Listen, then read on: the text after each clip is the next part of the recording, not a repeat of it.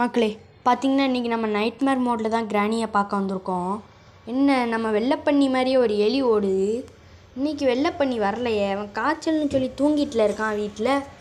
சரி ஓகே, நம்ம ஒன்று சத்தத்தை போட்டு நம்ம இப்போ கிளவியை வர வைப்போம். சத்தத்தை போடுவோம். இவளுக்கு கொஞ்சம் காது கேட்காது, அதனால் இன்னொரு வாட்டி சத்தத்தை போட்டுப்போம். ஓய் கிளவி, எங்கே கிளவி போனேன்? ஸோ இவ்வளோ வேறு இன்னும் ஆளையே காணோம். இவங்க வீட்டில் எல்லாம் ஒரே மென்டலாக இருக்கும் போல். சரி, வீட்டில் உள்ள ஆளுங்களை பற்றி சொன்னோன்னே என்னாக்கும்